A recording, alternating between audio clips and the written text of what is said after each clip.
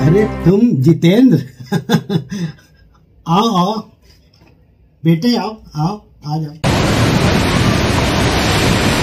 आओ तुम लोग पहले कुछ खा पी लो, इतने दिन बाद इतनी दूर से आए हो। अरे किशोर, तुम इन सब चक्करों में ना पड़ो, इतने दिन बाद मिले हैं। आओ बैठो, आज जी भर के बातें करते हैं। लेकिन जितेंद्र, आज इतने वर्षों बाद तुमने मुझे ढूंढ कैसे लिया? मैं यहाँ बेटी का एग्जाम दिलाने आया था, तभी तुम्हारे बारे में पता चला। अरे नहीं भैया, इन्हें तो कुछ याद ही नहीं रहता। मैंने ही इन्हें याद दिलाया कि आप किसी एनजीओ के ऑफिस में रहते हैं। खैर छोड़ो इन सब बातों को। ये प्रीति बेटी ही है ना? जब मैंने शहर छोड़ा था तो बहुत छोटी थी यह। हाँ भैया, वही प्रीति जिसे एक दिन आपकी इस शिकायत पर मैंने थप्पड़ जड़ दिया था कि उसने आपके हाथ से चॉकलेट लेने से यह कहते हुए इनकार कर दिया था कि मैं बाहरी और अनजान लोगों का दिया कुछ नहीं लेती। लेकिन इसने गलत क्या कहा था? आखिर बाहरी और अनजान ही तो था मैं, और केवल 2 ही बार तुझसे मिला था।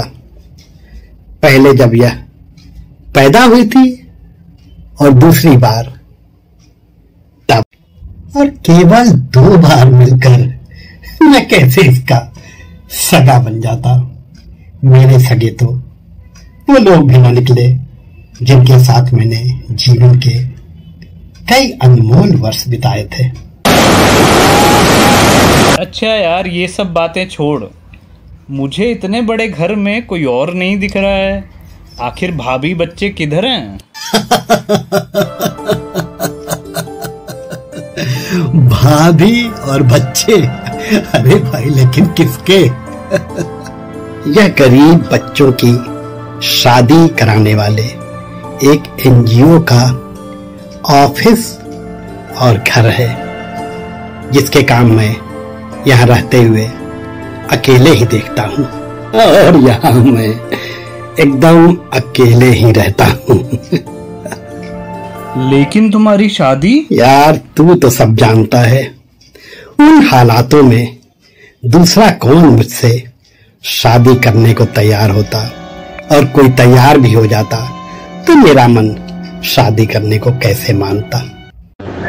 लेकिन भैया, उस वक्त आपको इस तरह से अचानक हमसे बिना मिले बतियाए अपना शहर छोड़कर इतनी दूर पहाड़ियों पर आकर नहीं बस जाना चाहिए था।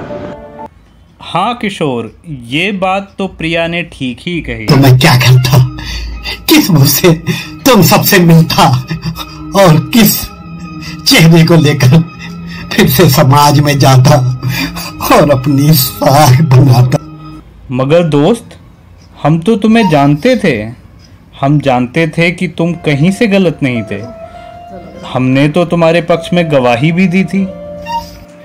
हाँ, याद है मुझे, लेकिन तुम सबकी गवाहियां भी मुझे रेप के आरोप से मुक्ति नहीं दिला पाई थी, और मैं सुप्रिया के झूठे आरोपों पर ही 6 साल के लिए जेल भेज दिया गया था।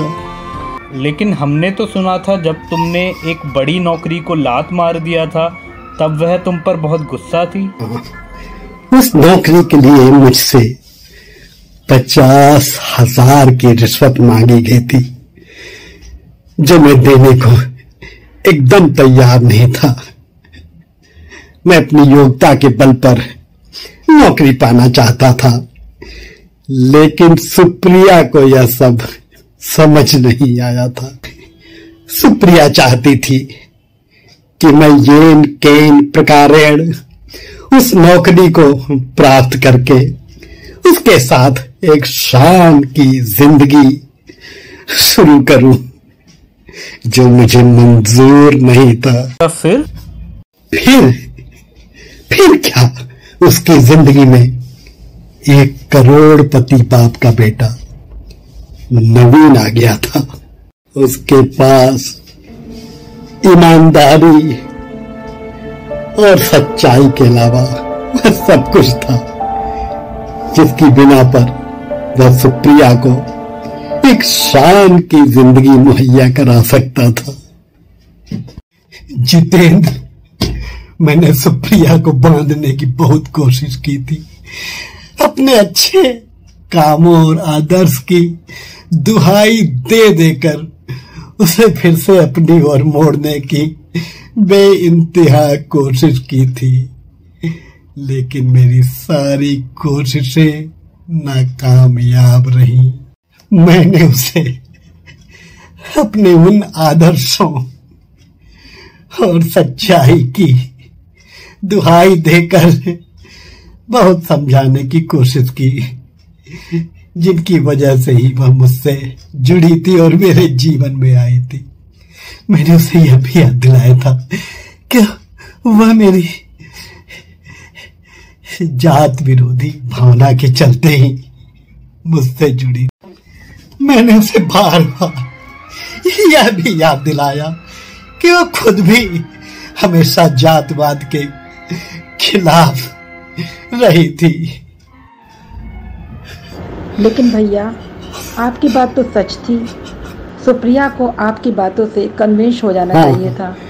लेकिन उसे इतने वर्षों में यह पता चल गया था कि भावनात्मक जीवन और प्रैक्टिकल लाइफ में बहुत बड़ा फर्क है, और जातिगत भेदभाव को दूर करने की बातें बस नारों और किताबों की बातें हैं। और यह भी कि आदर्श, ईमानदारी और बिना पैसों के घर के चूल्हे नहीं जला करते। ओह सच, कोई इतना बदल सकता है? ऐसा कैसे हो सकता है? आखिर उसकी हर परीक्षा के समय आप उसके लिए रात दिन एक करके कितनी मदद करते रहे थे। वो साथ रहना, खाना पीना, उठना बैठना, उसे कैसे हो सकता है? विश्वास नहीं हो रहा। लेकिन एक बार जो प्रिया मुझसे छूटी तो फिर वो कभी मेरे हाथ नहीं आई, मेरे पास वापस आने को तैयार न हुई। और फिर जब मैं उसके नए प्यार, नए सपनों के बीच उसे रोड़ा नजर आने लगा और किसी भी कीमत पर उसका साथ छोड़ने को तैयार न हुआ, तो उसने एक साजिश के तहत झूठे आरोप लगाकर मुझे जेल की पहुंचा दिया। वह भी 5 साल तक रेप करने के झूठे और घिनौने आरोप के साथ।